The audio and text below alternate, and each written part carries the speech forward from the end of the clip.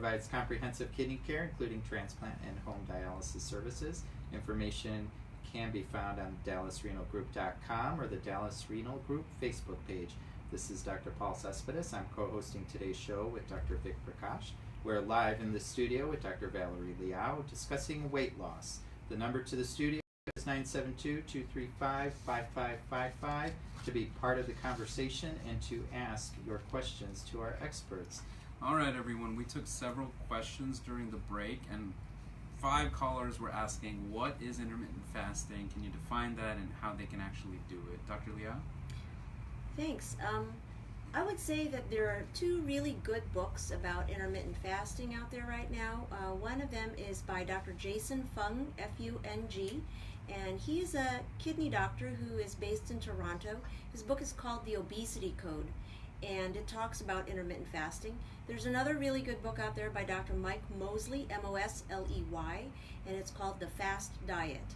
But the bottom line with intermittent fasting is that there are strong thoughts that taking breaks from eating can help your body to metabolize the fat that it's already stored naturally.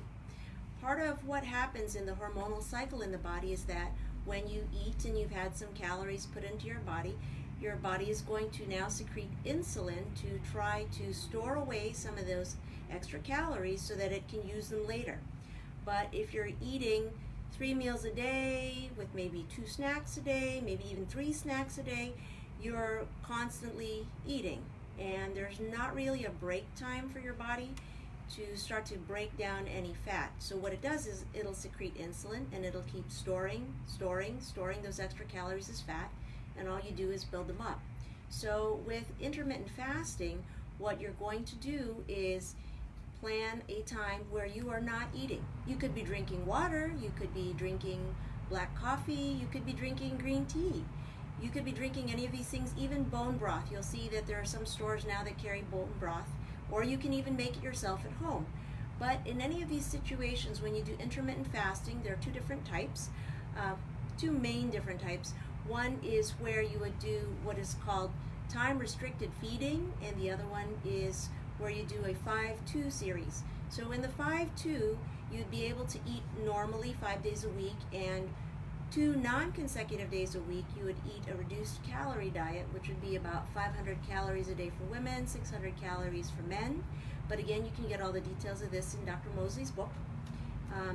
And those 5 days of the week when you're eating normally, you're not supposed to try to gorge yourself and eat everything that you didn't eat during those other 2 days. But when you're eating in this sort of a cycle, you can go to a party one day and then fast the next day and then eat normally the next day, and so on. If you go with Dr. Fung's book, which is The Obesity Code, what he talks about is time-restricted feeding. So for example, you would eat from about 11 a.m. till 7 p.m. You would usually try to have your heaviest meal of the day before you engage in a lot of activity. For some people, this would mean that, they would, let's say, have their biggest meal at 11 a.m. and then they would go for a 30-minute walk, and then they'd get back to work and do the rest of their normal activities. This way, you'll have about 8 hours where you can eat, but 16 hours where you're not eating. And this allows your body to sort of reset. It gives it some time to burn off that fat, and you're not constantly storing fat. Fantastic. Let's take another live caller. Hi, you're on Doc Talk. What's your question? Yeah, my question is that how can you put some lean weight when you are diabetic and you can't eat too much? In order to try to add lean muscle mass, what you want to do is actually some resistance training. So it's not going to be aerobic exercises so much as things that are going to include a little bit of light weightlifting or using your own body as the weight resistance. This helps to build lean muscle mass so that during those times when you're not actively exercising, those muscles will still be using more calories than they would have if they were not strengthened by the exercise training. All right, let's take another live call. Thanks for calling Doc Talk. Go ahead with your question, please. Hi, thanks for calling Doc Talk. Go ahead with your question. Yes, I had read an article on the Facebook that said that if you just eat 6 to 8 bananas for all day, just bananas and just one slice of brown bread or spinach soup before you go to bed and do some exercise, you could lose weight. And I tried that, and I lost 5 pounds in about 12 days. But my question is, I don't like bananas. What if I stick to some other fruit like mangoes? Would that work? I think that part of what happens with some of these diets, like the cabbage soup diet or the banana diet that you tried, is that they're not sustainable for a lifetime. And so it is important to have a lot of vegetables in your diet, because that's going to provide a lot of vitamins, it provides some minerals, and also a lot of healthy fiber. But I think planning a long-term mango diet or any other fruit diet is not going to be sustainable for a lifetime. So I would recommend instead work on increasing to what we would call more of a healthy plate, where you have maybe half of your plate is full of vegetables, and maybe you only have 2 servings of carbohydrates in a day. Choose lean, healthy protein. It's better to choose a higher quality protein, pay a little more for it, and have a smaller quantity of it, rather than having a poor quality protein which you got for a cheap price. And of course, you want to have good healthy fats or healthy oils, not the standard junky ones. And stay away from junk food, of course. That last question is a good segue into a question we got from a caller during the break. She was asking, what's the best long-term sustainable diet? She's not interested in doing a crash diet just to lose some weight. She wants to make a change that's going to last the rest of her life. So is it high protein, low carb, intermittent fasting? What should she do from now on? I think that's really going to be variable from one person to the next. And each person has to think about what is sustainable for you as a person. And sometimes this doesn't boil down to the food choices so much as to your internal desire to make a lasting change in your life. If your internal desire fuels your food choices, then you can stay on a sustainable diet for the rest of your life. But each person is going to have to do a little bit of soul searching in order to decide how they want to go with that. Now, honestly, if you change your mind halfway through, let's say you do 6 months of low fat, and then you say, no, I want to do low carb. That's okay, you can do that. But the thing is that each time you make that decision, you dedicate yourself to it and you stick to it. Let's take another live caller. Hey, you're on Doc Talk. What's your question? My question is good to James, and wanted to ask a question about proteins. Usually bodybuilders, they take whey protein or other proteins. Are they good for health or no? Or can we take it or we can replace with the food?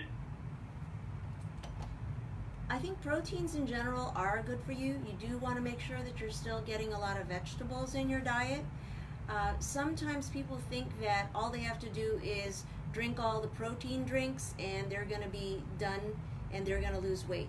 But that's not necessarily the best way to go about it, because some of these do come with a lot of added sugar or a lot of other carbohydrates or even a lot of artificial sweeteners.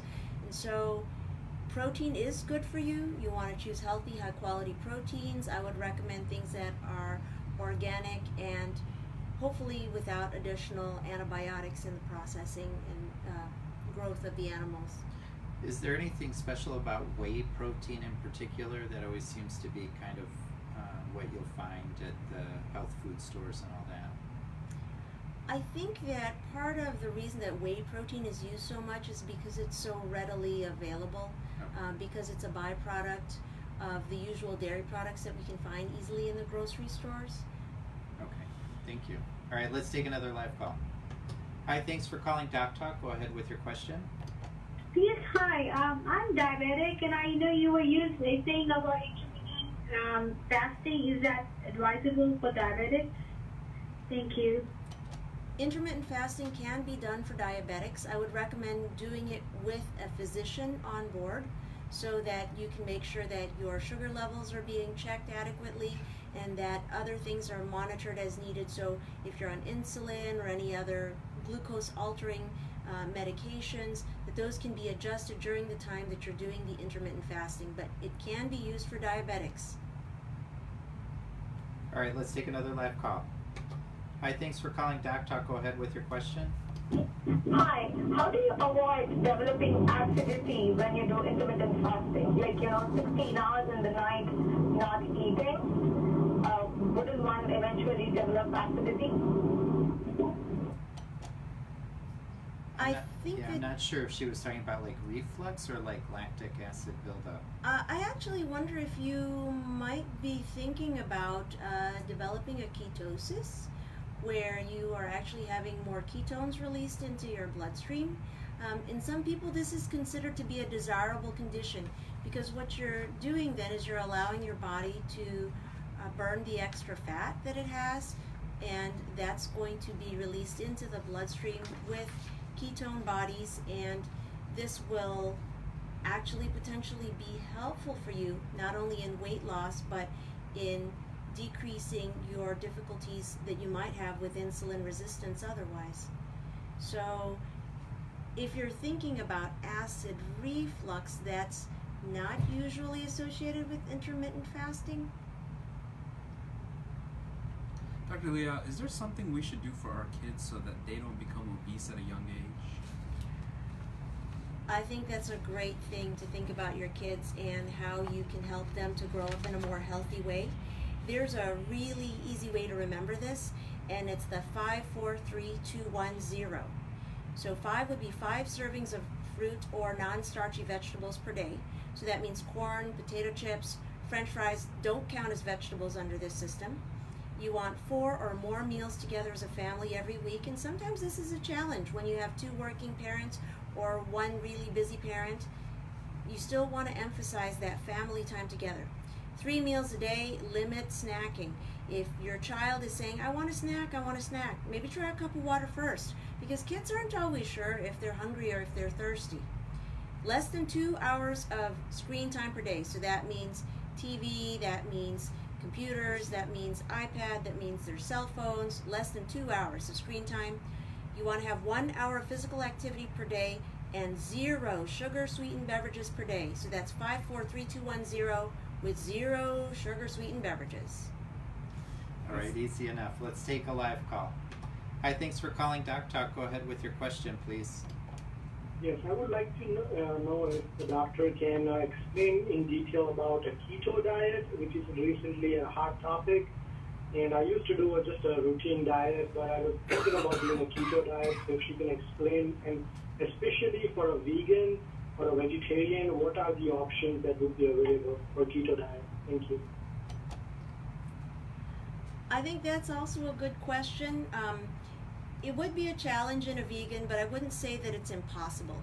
I think that any time that you want to, as a vegan, embark on any more restrictive diet, you do want to make sure that you have adequate vitamin and mineral supplements. And I would also recommend doing this with your doctor helping you out, because they would be able to monitor different levels of vitamins and minerals and so forth to make sure that you're not running into any severe nutrient deficiencies.